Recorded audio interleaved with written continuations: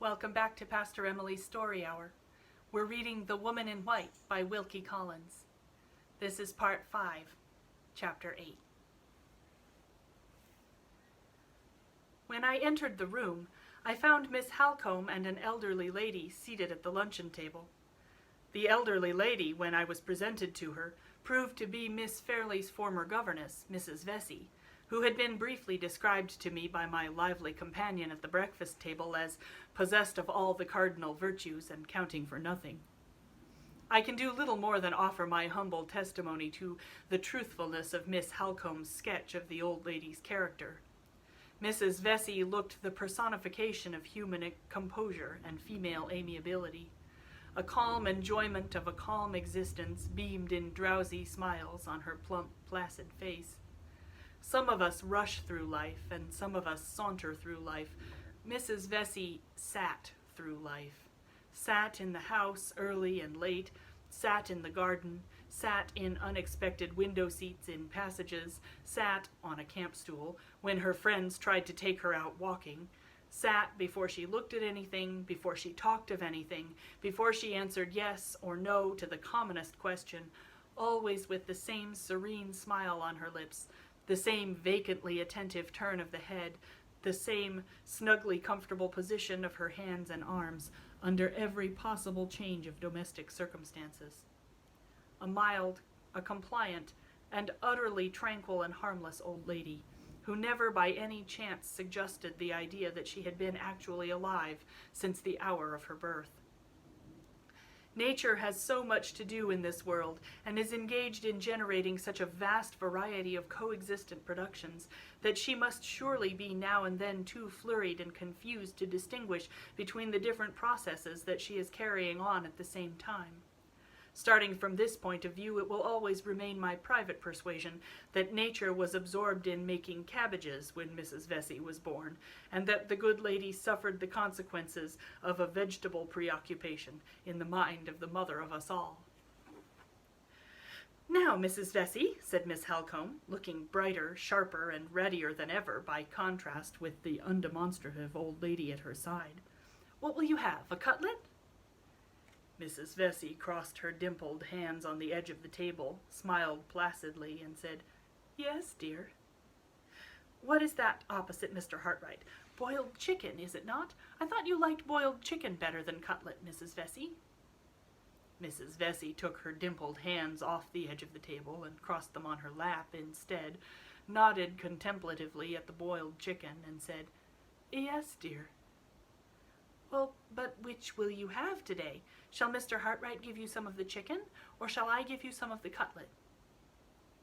Mrs. Vesey put one of her dimpled hands back on the edge of the table, hesitated drowsily, and said, "Which you please, dear." "Mercy on me, it's a question for your taste, my good lady, not for mine. Suppose you have a little of both, and suppose you begin with the chicken, because Mr. Hartright looks devoured by anxiety to carve for you." Mrs. Vesey put the other dimpled hand back on the edge of the table, brightened dimly one moment, went out again the next, bowed obediently, and said, "If you please, sir." Surely a mild, a compliant, an unutterably tranquil and harmless old lady.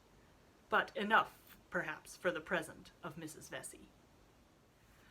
All this time there were no signs of Miss Fairley. We finished our luncheon, and still she never appeared.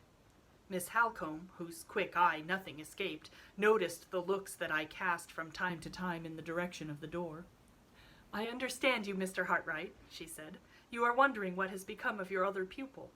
She has been downstairs and has got over her headache, but has not sufficiently recovered her appetite to join us at lunch. If you will put yourself under my charge, I think I can undertake to find her somewhere in the garden." She took up a parasol lying on the chair next to her, and led the way out by a long window at the bottom of the room, which opened onto the lawn. It is almost unnecessary to say that we left Mrs. Vesey still seated at the table, with her dimpled hands still crossed on the edge of it, apparently settled in that position for the rest of the afternoon. As we crossed the lawn, Miss Halcombe looked at me significantly and shook her head. "That mysterious adventure of yours," she said, still remains involved in its own appropriate midnight darkness. I've been all the morning looking over my mother's letters, and I have made no discoveries yet. However, don't despair, Mr. Hartright. This is a matter of curiosity, and you have got a woman for your ally. Under such conditions, success is certain sooner or later. The letters are not exhausted. I have 3 packets still left, and you may confidently rely on my spending the whole evening with them. Here, then, was one of my anticipations of the morning, still unfulfilled. I began to wonder next whether my introduction to Miss Fairley would disappoint the expectations that I had been forming of her since breakfast time. "And how did you get on with Mr. Fairley?" inquired Miss Halcombe, as we left the lawn and turned into a shrubbery. "Was he particularly nervous this morning?" "Never mind considering about your answer, Mr. Hartright. The mere fact of your being obliged to consider is enough for me. I see in your face that he was particularly nervous, and as I am amiably unwilling to throw you into the same condition, I ask no more." We turned off into a winding path while she was speaking, and approached a pretty summer house built of wood in the form of a miniature Swiss chalet. One room of the summer house, as we ascended the steps of the door, was occupied by a young lady. She was standing near a rustic table, looking out at the inlaid view of the moor and hill presented by a gap in the trees, and absently turning over the leaves of a little sketchbook that lay at her side. This was Miss Fairley. How can I describe her?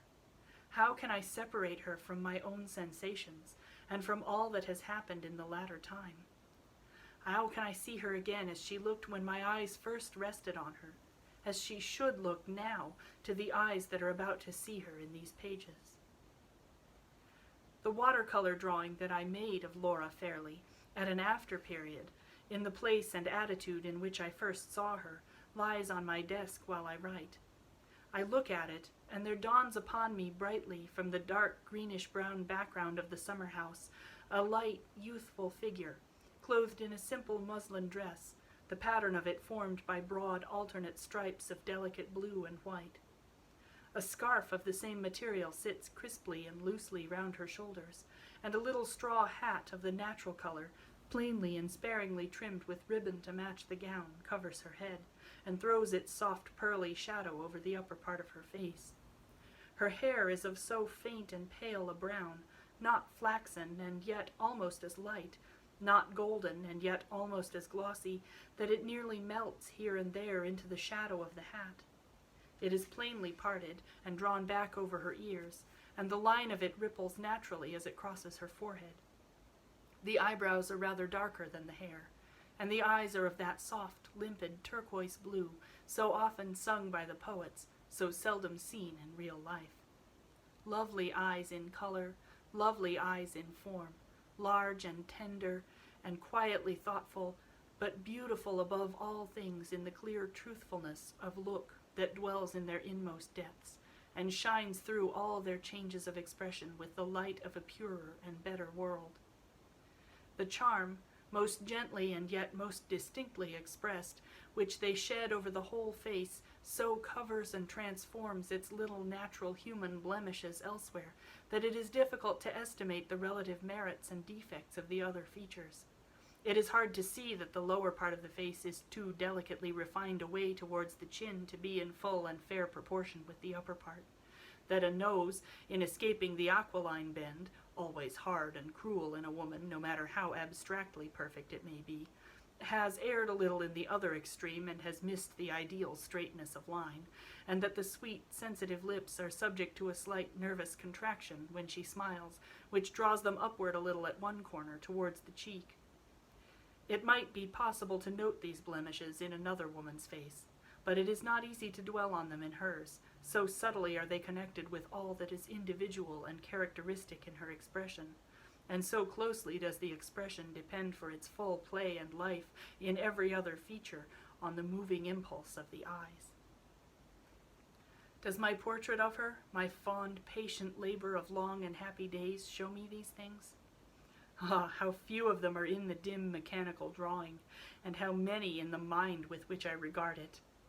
A fair, delicate girl, in a pretty light dress, trifling with the leaves of a sketchbook while she looks up from it with truthful, innocent blue eyes, That is all the drawing can say. All, perhaps, that even the deeper reach of thought and pen can say in their language either. The woman who first gives life, light, and form to our shadowy conceptions of beauty fills a void in our spiritual nature that has remained unknown to us till she appeared. Sympathies that lie too deep for words, too deep almost for thoughts, are touched at such times by other charms than those which senses feel and which the resources of expression can realize. The mystery which underlies the beauty of women is never raised above the reach of all expression until it has claimed kindred with the deeper mystery in our own souls. Then, and then only, has it passed beyond the narrow region on which light falls, in this world, from the pencil and the pen. Think of her as you thought of the first woman who quickened the pulses within you, that the rest of her sex had no art to stir. Let the kind, candid blue eyes meet yours as they met mine, with the one matchless look which we both remember so well. Let her voice speak the music that you once loved best, attuned as sweetly to your ear as to mine. Let her footstep as she comes and goes in these pages be like that other footstep to whose airy fall your own heart once beat time. Take her as the visionary nursling of your own fancy, and she will grow upon you all the more clearly as the living woman who dwells in mine. Among the sensations that crowded on me when my eyes first looked upon her, familiar sensations which we all know, which spring to life in most of our hearts, die again in so many, and renew their bright existence in so few, there was one that troubled and perplexed me, one that seemed strangely inconsistent and unaccountably out of place in Miss Fairley's presence. Mingling with the vivid impression produced by the charm of her fair face and head, her sweet expression, and her winning simplicity of manner, was another impression, which, in a shadowy way, suggested to me the idea of something wanting. At one time it seemed like something wanting in her, at another like something wanting in myself, which hindered me from understanding her as I ought. The impression was always strongest in the most contradictory manner when she looked at me, or, in other words, when I was most conscious of the harmony and charm of her face, and yet at the same time most troubled by the sense of an incompleteness which it was impossible to discover. Something wanting, and where it was and what it was, I could not say. The effect of this curious caprice of fancy, as I thought it then, was not of a nature to set me at my ease during a first interview with Miss Fairley. The few kind words of welcome which she spoke found me hardly self-possessed enough to thank her in the customary phrases of reply. Observing my hesitation, and no doubt attributing it naturally enough to some momentary shyness on my part, Miss Halcombe took to the business of talking as easily and readily as usual. "Look here, Mr. Hartright," she said, pointing to the sketchbook on the table and to the little delicate wandering hand that was still trifling with it. "Surely you will acknowledge that your model pupil is found at last. The moment she hears that you are in the house, she seizes her inestimable sketchbook, looks universal nature straight in the face, and longs to begin." Miss Fairley laughed with ready good humor, which broke out as brightly as if it had been part of the sunshine above us over her lovely face. "I must not take credit to myself where no credit is due," she said, her clear, truthful blue eyes looking alternately at Miss Halcombe and at me. "Fond as I am of drawing, I am so conscious of my own ignorance that I am more afraid than anxious to begin. Now I know you are here, Mr. Hartright, I find myself looking over my sketches as I used to look over my lessons when I was a little girl and when I was sadly afraid that I should turn out not fit to be heard." She made the confession very prettily and simply, and with quaint, childish earnestness drew the sketchbook away close to her own side of the table. Miss Halcombe cut the knot of the little embarrassment forthwith in her resolute, downright way. "Good, bad, or indifferent," she said, "the pupil's sketches must pass through the fiery ordeal of the master's judgment, and there's an end of it. Suppose we take them with us in the carriage, Laura, and let Mr. Hartright see them for the first time under circumstances of perpetual jolting and interruption. If we can only confuse him through the drive between nature as it is when he looks up at the view, and nature as it is not when he looks down again at our sketchbooks, we shall drive him into the last desperate refuge of paying us compliments, and shall slip through his professional fingers with our pet feathers of vanity all unruffled. "I hope Mr. Hartright will pay me no compliments," said Miss Fairley as we left the summer house. "May I venture to inquire why you express that hope?" I asked. "Because I shall believe all you say to me," she answered simply. In those few words, she unconsciously gave me the key to her whole character, to that generous trust in others which, in her nature, grew innocently out of the sense of her own truth. I only knew it intuitively then. I know it by experience now. We merely waited to rouse good Mrs. Vesey from the place which she still occupied at the deserted luncheon table before we entered the open carriage for our promised drive. The old lady and Miss Halcombe occupied the back seat, and Miss Fairley and I sat together in the front, with the sketchbook open between us, fairly exhibited at last to my professional eyes. All serious criticism on the drawings, even if I had been disposed to volunteer it, was rendered impossible by Miss Halcombe's lively resolution to see nothing but the ridiculous side of the fine arts, as practiced by herself, her sister, and ladies in general. I can remember the conversation that passed far more easily than the sketches that I mechanically looked over. That part of the talk, especially in which Miss Fairley took any share, is still as vividly impressed on my memory as if I had heard it only a few hours ago. Yes, let me acknowledge that on this first day I let the charm of her presence lure me from the recollection of myself and my position. The most trifling of the questions that she put to me on the subject of using her pencil and mixing her colors, the slightest alterations of expression in the lovely eyes that looked into mine, with such an earnest desire to learn all that I could teach, and to discover all that I could show, attracted more of my attention than the finest view we passed through, or the grandest changes of light and shade as they flowed into each other over the waving moorland and the level beach. At any time, and under any circumstances of human interest, is it not strange to see how little real hold the objects of the natural world amid which we live can gain on our hearts and minds? We go to nature for comfort in trouble and sympathy and joy only in books. Admiration of those beauties of the inanimate world which modern poetry so largely and so eloquently describes is not, even in the best of us, one of the original instincts of our nature. As children, we possess none of it. No uninstructed man or woman possesses it. Those whose lives are most exclusively passed amid the ever-changing wonders of sea and land are also those who are most universally insensible to every aspect of nature not directly associated with the human interest of their calling.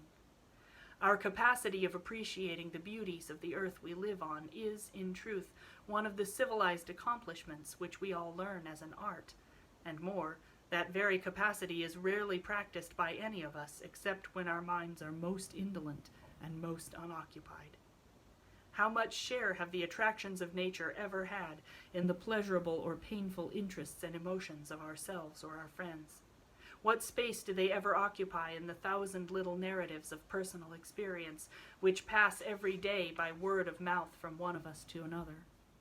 All that our minds can compass, all that our hearts can learn, can be accomplished with equal certainty, equal profit, and equal satisfaction to ourselves in the poorest as in the richest prospect that the face of the earth can show. There is surely a reason for this want of inborn sympathy between the creature and the creation around it, a reason which may perhaps be found in the widely differing destinies of man and his earthly sphere.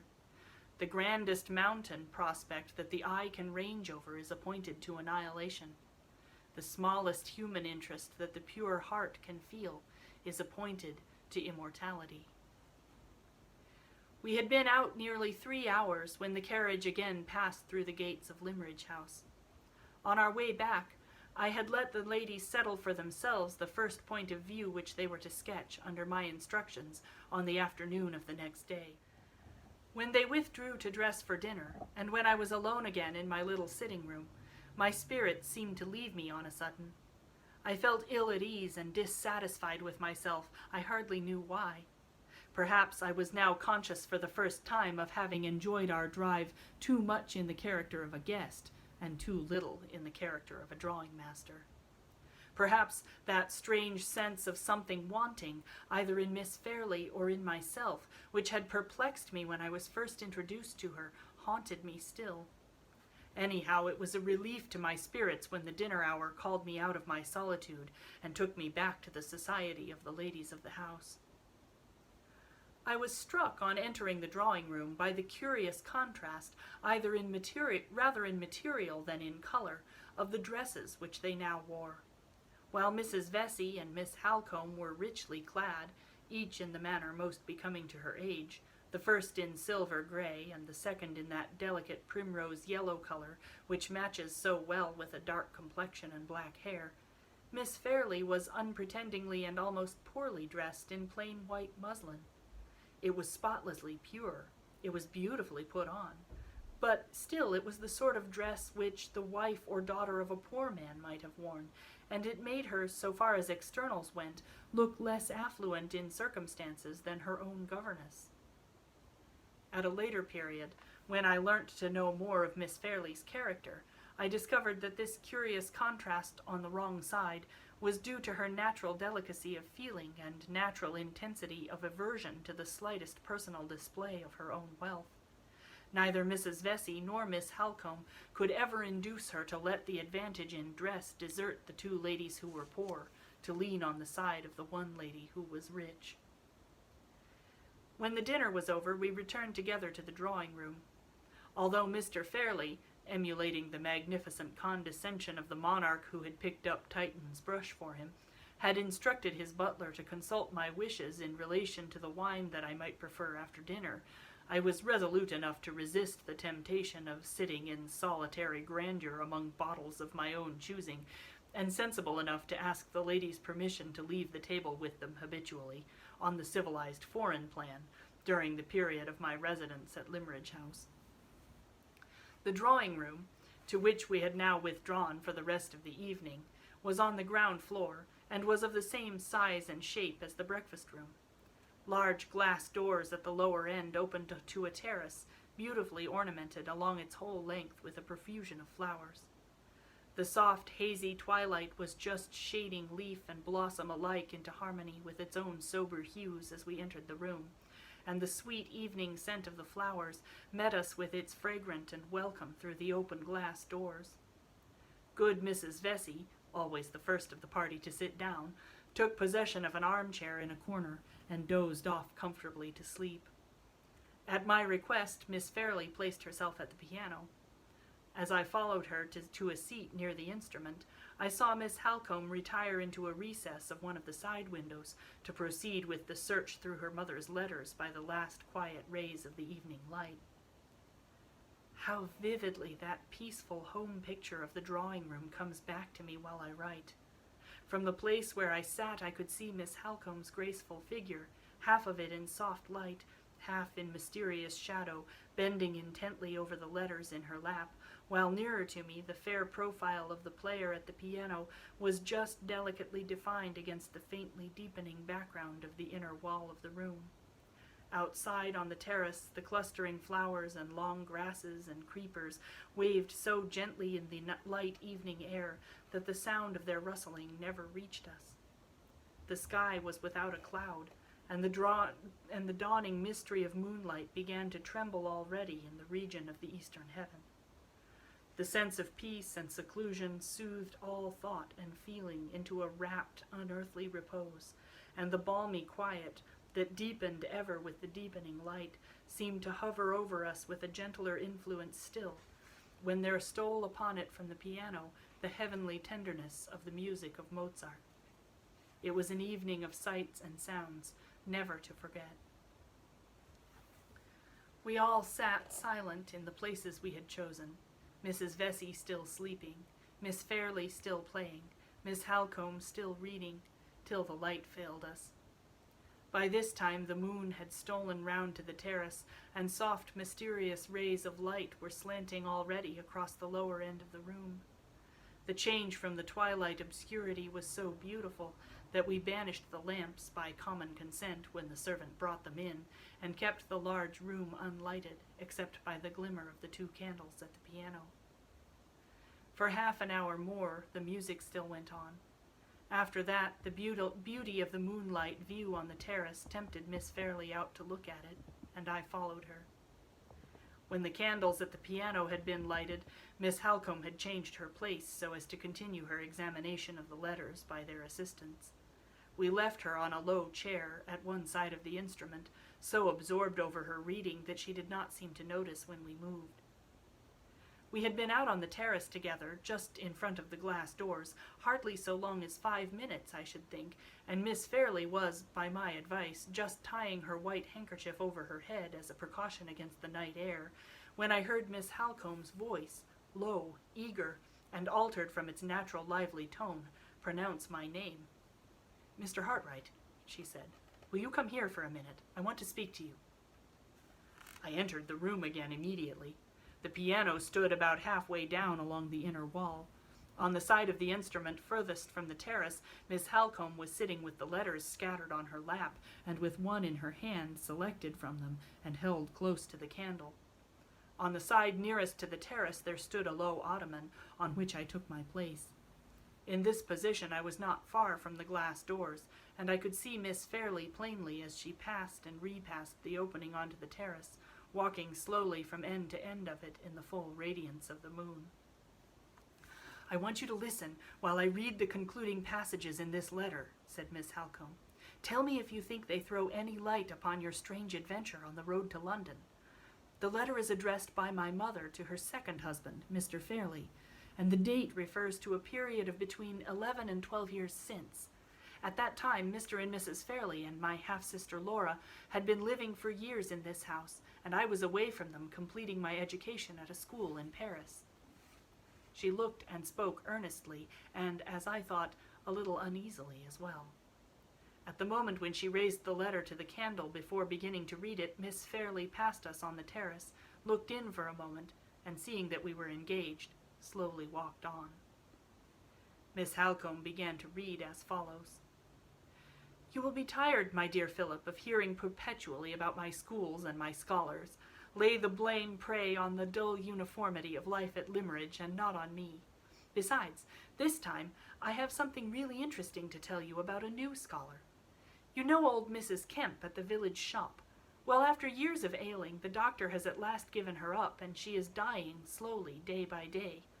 Her only living relation, a sister, arrived last week to take care of her. This sister comes all the way from Hampshire. Her name is Mrs. Catherick. 4 days ago, Mrs. Catherick came here to see me, and brought her only child with her, a sweet little girl, about a year older than our darling Laura." As the last sentence fell from the reader's lips, Miss Fairley passed us on the terrace once more. She was softly singing to herself one of the melodies which she had been playing earlier in the evening. Miss Halcombe waited until she had passed out of sight again, then went on with the letter.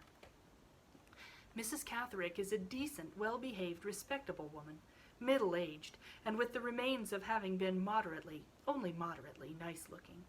There is something in her manner and in her appearance, however, which I can't make out. She is reserved about herself to the point of downright secrecy, and there is a look in her face, I can't describe it, which suggests to me that she has something on her mind. She is altogether what you would call a walking mystery. Her errand at Limmeridge House, however, was simple enough. When she left Hampshire to nurse her sister, Mrs. Kemp, through her last illness, she had been obliged to bring her daughter with her, through having no one at home to take care of the little girl. Mrs. Kemp may die in a week's time, or may linger on for months, and Mrs. Catherick's object was to ask me to let her daughter, Anne, have the benefit of attending my school, subject to the condition of her being removed from it to go home again with her mother after Mrs. Kemp's death. I consented at once, and when Laura and I went out for our walk, we took the little girl, who is just 11 years old, to the school that very day." Once more, Miss Fairley's figure, bright and soft in its snowy muslin dress, her face prettily framed by the white folds of the handkerchief which she had tied under her chin, passed by us in the moonlight. Once more Miss Halcombe waited till she was out of sight, then went on. I have taken a violent fancy, Philip, to my new scholar, for a reason which I mean to keep until the last for the sake of surprising you.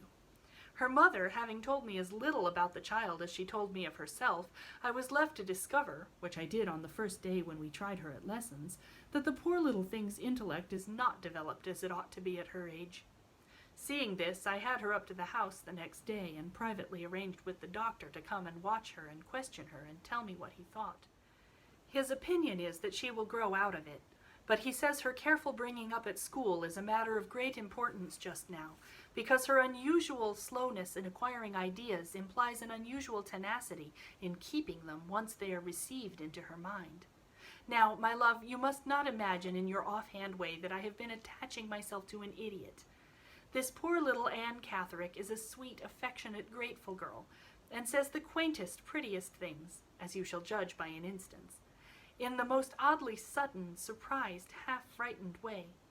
Although she is dressed very neatly, her clothes show a sad want of taste in color and pattern, so I arranged yesterday that some of our darling Laura's old white frocks and white hats should be altered for Anne Catherick, explaining to her that little girls of her complexion looked neater and better all in white than in anything else. She hesitated and seemed puzzled for a minute, then flushed up and appeared to understand. Her little hand clasped mine suddenly. She kissed it, Philip, and said, oh, so earnestly, I will always wear white as long as I live.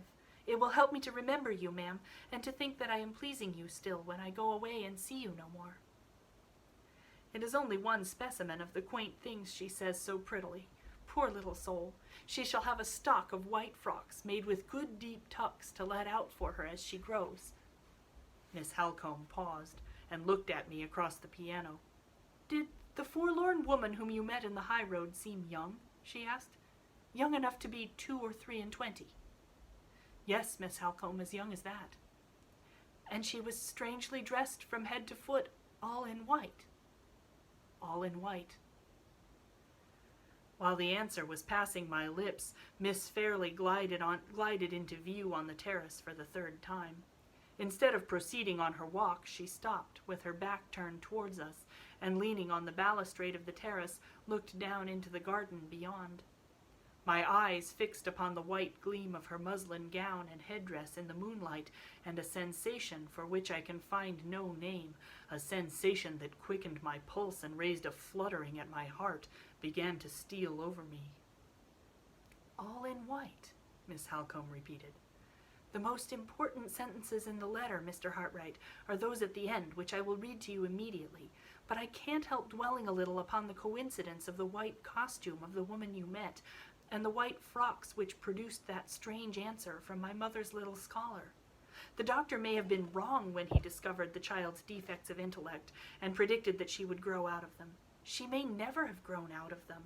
And the old grateful fancy about dressing in white, which was a serious feeling to the girl, may be a serious feeling to the woman still.